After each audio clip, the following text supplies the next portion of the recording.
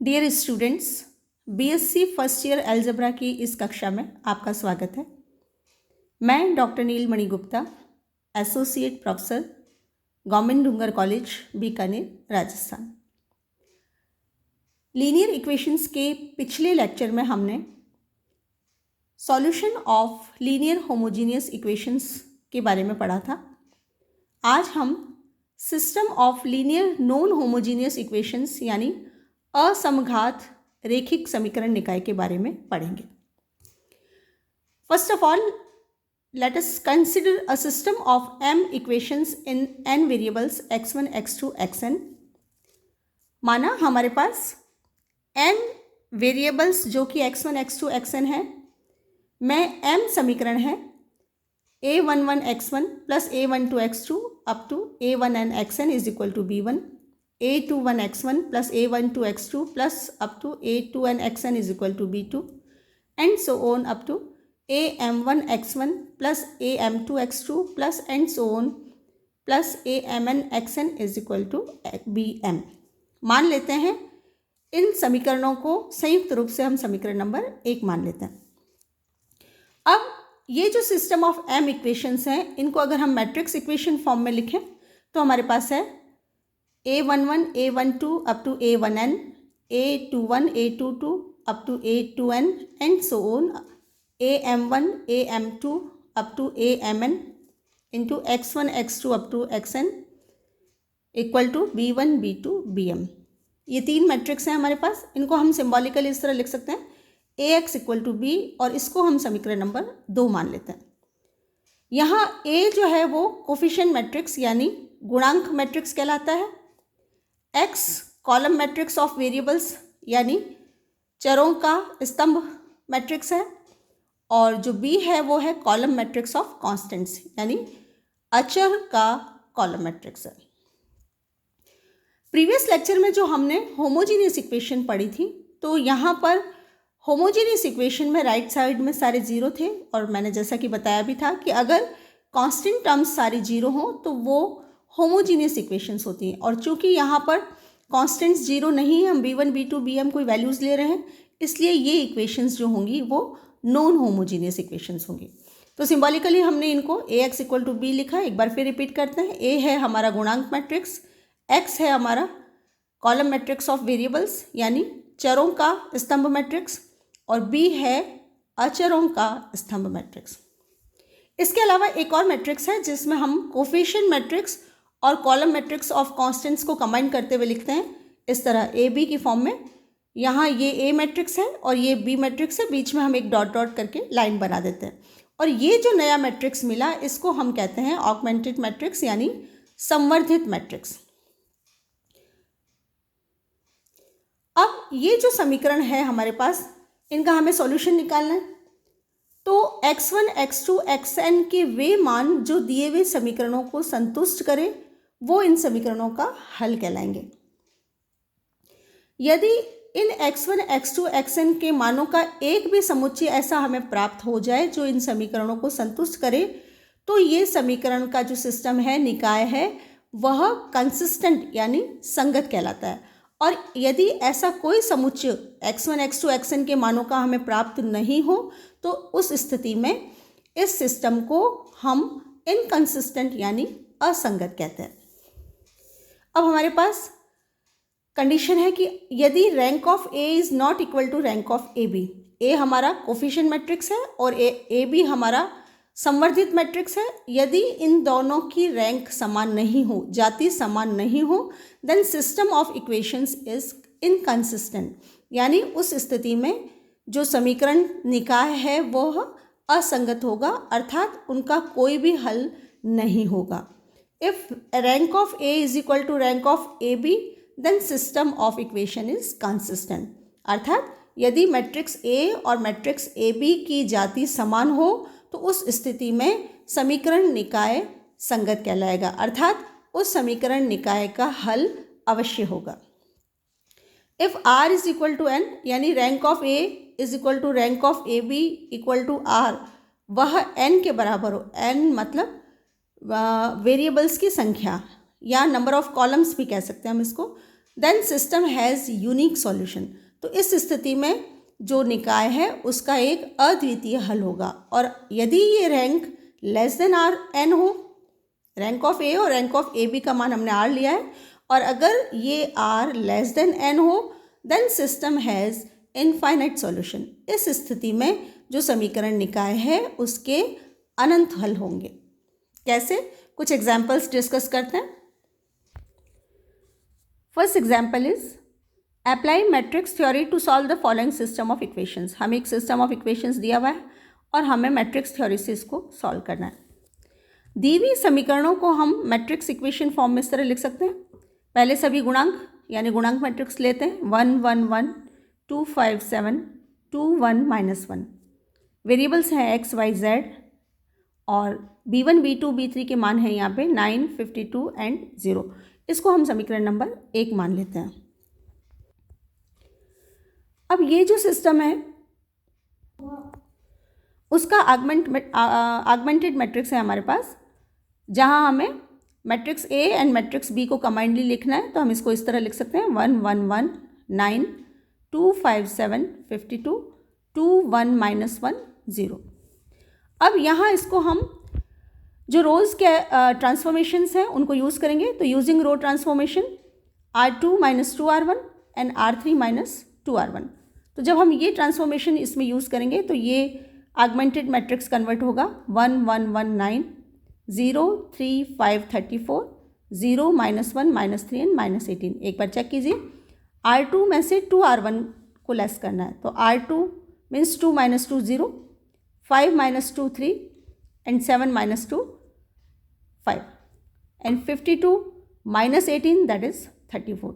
Similarly R3 - 2R1, तो 2 - 2 0, 1 -2 that is -1, -1 -2 that is -3 and 0 -18 that is -18। तो इस तरह हमने ये ट्रांसफॉर्मेशन यूज़ करते हुए इस मैट्रिक्स को इस तरह कन्वर्ट किया। एक और ट्रांसफॉर्मेशन यूज़ करते हैं। अब हम R2 और R3 रोज़ को इंटरचेंज कर रहे हैं। तो ये मैट्रिक्स कन्वर्ट होगा 1 1 1 9 0 -1 -3 -18 0 3 5 34। एक बार फिर रो ट्रांसफॉर्मेशन यूज़ कर रहे हैं। Now we use R3 + 3R2। So first row as it is 1 1 1 9, second row also as it is 0 -1 -3 -18। Now third row 0 - 0 that is 0, 3 + 3 that is 0, 3 - 3 that is 0 and 5 - 9 that is -4 and 34 -54 that is -20। Now अब इस जो matrix है इससे हम ये देख सकते हैं कि कोई भी पंक्ति या स्तंभ पूर्ण रूप से 0 नहीं है। इसका ये सीधा सा मतलब है कि रैंक ऑफ ए भी 3 है। रैंक ऑफ ए मीन्स ये हमारा ए है, और यहाँ हम इस मैट्रिक्स को अगर डिटर्मिनेंट फॉर्म में कन्वर्ट करके इसको एक्सपांड करें तो इसकी वैल्यू नॉन जीरो आती है। तो जैसा मैंने प्रीवियस लेक्चर में बताया था कि रैंक निकालने का सीधा सा तरीका ये है कि हम मैट्रिक्स स्क्वायर मैट्रिक्स का डिटर्मिनेंट लें और डिटर्मिनेंट को एक्सपांड करके अगर हम वैल्यू निकालें और वो वैल्यू अगर नॉन जीरो आती है तो जिस ऑर्डर का मैट्रिक्स था वही उसकी रैंक होगी। तो यहाँ ये ए मैट्रिक्स की अगर हम बात करें तो ये 3/3 का मैट्रिक्स है, स्क्वायर मैट्रिक्स है, और यहाँ न तो कोई जब हम इसको डिटर्मिनेंट बनाएंगे तो न तो कोई रो पूरी 0 है ना कॉलम पूरी 0 है। इसका मतलब इसका जो एक्सपांशन होगा इसकी जो वैल्यू आएगी वो नॉन जीरो आएगी। तो रैंक ऑफ ए जो है वो 3 है। इसी तरह इस ए बी मैट्रिक्स की हम बात करें तो एट ए टाइम हम 3/3 का कोई मैट्रिक्स लेंगे और उसको जब हम एक्सपांड करेंगे तो वो भी नॉन जीरो आएगा। इसका मतलब रैंक ऑफ ए बी भी 3 है। Hence in this case rank of A B is equal to rank of A is equal to 3 and that is equal to number of variables. So this system is consistent and there is only one solution, that is unique solution। अब हम unique solution निकालें तो इसको फिर एक बार equation formation में convert करें। तो जो हमारी इक्वेशन नंबर 1 फॉर्म है यहाँ हम ट्रांसफॉर्मेशंस का जो सेकंड यूज़ आया हमारा सेकंड इक्वेशन हमने जो प्राप्त की उसका उपयोग हम 1 नंबर में करें तो समीकरण 1 बन जाएगी 1 1 1 0 -1 -3। ए की ये फॉर्मेशन ले रहे हैं 0 0 -4 x y z is equal to B हो गया हमारा 9 -18 -20। मैट्रिक्स मल्टीप्लिकेशन से हमारे पास लेफ्ट हैंड साइड है x plus Y plus Z minus Y minus 3z and minus 4z, right hand side as it is. अब दो मैट्रिक्स यदि बराबर हैं तो कॉरस्पॉन्डिंग एलिमेंट्स भी बराबर होंगे। तो मैट्रिक्स की समानता से हमारे पास है x plus Y plus Z is equal to 9, minus Y minus 3z is equal to minus 14, minus 4z equal to minus 20। ये हमें समीकरण प्राप्त हुए। अब सबसे पहले हम देखते हैं समीकरण नंबर 6 से हमारे पास z का मान आता है 5। ये z का मान जब हम समीकरण नंबर 5 में रखेंगे तो हमें y का मान प्राप्त होगा 3, और ये y और z के मान जब हम समीकरण नंबर 4 में रखेंगे तो हमें x का मान प्राप्त होगा 1। इस प्रकार दिए हुए सिस्टम के हमें सॉल्यूशन मिले x equal to 1, y equal to 3 और z इक्वल टू 5, जो कि यूनिक सॉल्यूशन है। और यही हमने कंडीशन पढ़ी थी कि यदि rank of a is equal to rank of A B is equal to r and that is equal to n means number of variables, तो उस केस में जो सिस्टम है वो कंसिस्टेंट होगा और उसका यूनिक सॉल्यूशन होगा, और ये हमने इस प्रश्न में सिद्ध किया। Next example is for what value of lambda and mu the following system of equations has unique solution. 3 स्थितियाँ हमें अलग अलग निकालनी है कि लैम्डा और म्यू के किन मानों के लिए ये जो समीकरण है इनका फर्स्ट पार्ट में हमें प्रूव करना है कि यूनिक सॉल्यूशन होगा, सेकेंड में हमें प्रूव करना है कि इनफाइनाइट सॉल्यूशन होंगे, और थर्ड चीज़ हमें प्रूव करनी है कि नो सॉल्यूशंस। मतलब लैम्डा और म्यू के 3 अलग अलग मानों के लिए हमें ये तीनों कंडीशंस इस प्रश्न में सिद्ध करनी है। तो सबसे पहले दिए हुए प्रश्न का हम एक आगमेंटेड मैट्रिक्स बना लेते हैं। तो हमारे पास इस दिए हुए सिस्टम का आगमेंटेड मैट्रिक्स है, यानी संवर्धित मैट्रिक्स है ए बी, दैट इज़ 1 1 1 6। यहाँ लेफ्ट हैंड साइड से हमारे पास कोफिशिएंट मैट्रिक्स ए आएगा और राइट हैंड साइड हमारा बी है। तो ये है 1 1 1 6 1 2 3 10 1 2 लैम्डा म्यू, ये ए हो गया कोफिशिएंट मैट्रिक्स और ये बी। अब यहाँ पर हम रो ट्रांसफॉर्मेशन यूज़ कर रहे हैं R2 minus R1 and R3 minus R1। तो R1 as it is 1 1 1 6, R2 minus R1 के लिए हमारे पास यहाँ हो जाएगा 1 minus 1 that is 0, 2 minus 1 that is 1 and 3 minus 1 that is 2 and 10 minus 6 that is 4। Second row transformation is R3 minus R1 means 1 minus 1 0, 2 minus 1 1, lambda minus 1 that is lambda minus 1 and mu minus 6। तो R2 minus R1 और R3 minus R1 रो transformation से यानी पंक्ति रूपांतरण से हमने ये matrix की फॉर्मेशन प्राप्त की। एक बार और अब हम R3 minus R2 transformation use कर रहे हैं, मतलब एक बार फिर पंक्ति रूपांतरण R3 माइनस R2 का इस्तेमाल कर रहे हैं। तो हमारे पास ये आगमेंटेड मैट्रिक्स कन्वर्ट होगा 1 1 1 6 एज इट इज़, 0 1 2 4 ये रो भी as it is. Third row change होगी 0 minus 0 that is 0, 1 minus 1 0, lambda minus 1 minus 2 that is lambda minus 3 and mu minus 6 minus 4 that is mu minus 10। इसको हम समीकरण number 1 मान लेते हैं। अब हम पहली स्थिति लेते हैं, मान लेते हैं कि जो लैम्डा का मान है वो 3 नहीं है, यानी लैम्डा माइनस 3 इज़ नॉट 0। अब अगर ये 0 नहीं है तो जैसा कि मैंने प्रीवियस क्वेश्चन में बताया, इस कोफिशिएंट मैट्रिक्स ए की वैल्यू अगर हम उसका डिटर्मिनेंट लें और उसको एक्सपांड करें तो वो नॉन जीरो आएगी। इसका मतलब इस मैट्रिक्स ए की जो रैंक होगी वो 3 होगी। इसी तरह रैंक ऑफ ए बी जो है वो भी 3 होगी, और इस तरह हम देखते हैं कि rank of A is equal to rank of A B, और इस तरह हम ये कह सकते हैं कि इस सिस्टम का जो सॉल्यूशन होगा वो यूनिक होगा, क्योंकि यहाँ पर rank of A is equal to rank of A B is equal to n है, और इस तरह के केस में जो सिस्टम होता है उसका यूनिक सॉल्यूशन होता है। तो ये हुआ हमारा फर्स्ट केस का आंसर कि लैम्डा का मान 3 नहीं होना चाहिए, यानी लैम्डा माइनस 3 अगर 0 नहीं हो तो system has unique solution. Second case हम लेते हैं कि यदि लैम्डा इक्वल टू 3 हो, यानी लैम्डा माइनस 3 का मान 0 हो लेकिन म्यू का मान 10 नहीं हो, तो उस स्थिति में अगर लैम्डा माइनस 3 0 है तो इसका मतलब जो कोफिशिएंट मैट्रिक्स है उसमें एक पंक्ति पूरी शून्य हो गई, और पूरी शून्य होने का मतलब है कि रैंक ऑफ ए जो है वो 3 नहीं हो सकता। उस स्थिति में रैंक ऑफ ए जो होगा वो 2 होगा। लेकिन म्यू का मान 10 नहीं है, इसका मतलब म्यू माइनस 10 0 नहीं है, तो ऐसी स्थिति में रैंक ऑफ ए बी जो होगा वो 3 होगा। अब रैंक ऑफ ए है 2 और रैंक ऑफ ए बी है 3, इसका मतलब ये है कि rank of A is not equal to rank of A B. और यदि ये दोनों जातियाँ बराबर नहीं होती हैं तो उस केस में जो सिस्टम होता है वो इनकंसिस्टेंट होता है, यानी असंगत होता है, और ऐसी स्थिति में कोई भी हल प्राप्त नहीं होता है। इसका मतलब ये हुआ कि इस स्थिति में जबकि लैम्डा का मान 3 हो और म्यू का मान 10 नहीं हो, तो उस स्थिति में इस दिए हुए सिस्टम का कोई भी सॉल्यूशन नहीं होगा। ये हमारा तीसरी स्थिति का आंसर हुआ। थर्ड स्थिति लेते हैं कि लैम्डा का मान 3 हो और म्यू का मान 10 हो। तो समीकरण नंबर 1 से देखिए कि जब लैम्डा का मान 3 होगा तो ये वैल्यू भी 0 और म्यू का मान 10 होगा तो ये वैल्यू भी 0। इसका मतलब ऑगमेंटेड मैट्रिक्स ए बी की पूरी पंक्ति शून्य हो गई। पूरी पंक्ति शून्य हो गई, इसका मतलब जो रैंक ऑफ ए है वो भी 2 होगा और रैंक ऑफ ए बी है वो भी 2 होगा। तो यहाँ पर rank of A is equal to 2 is equal to rank of A B. और नंबर ऑफ वेरिएबल्स 3 है, इसका मतलब r is less than n है, 2 is less than 3। So in this case system has infinite solutions as r is less than n।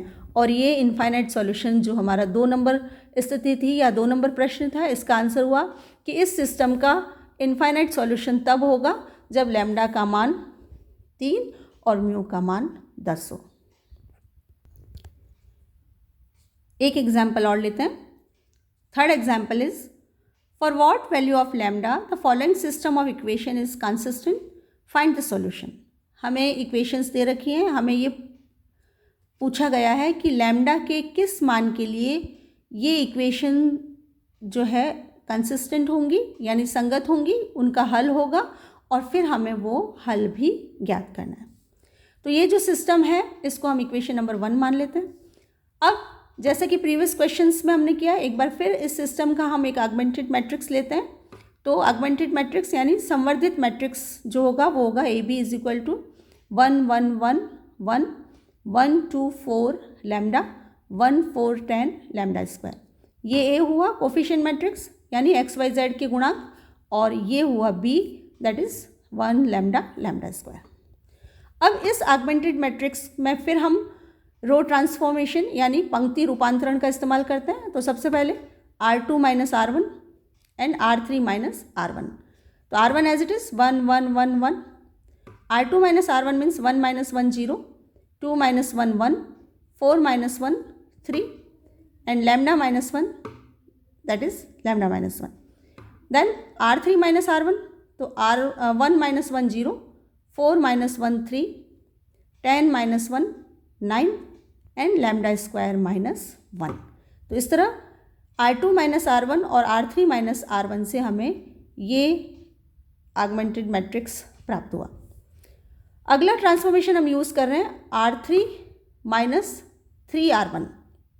तो first row as it is 1 1 1 1, second row भी as it is 0 1 3 lambda minus 1, third row change होगी 0 minus 0 that is 0, 3 minus 3 that is 0, 9 minus 9 that is also 0, and lambda square minus 1 minus 3 into lambda minus 1 that is lambda square minus 3 lambda plus 2। इसको हम 2 number नाम दे देते हैं।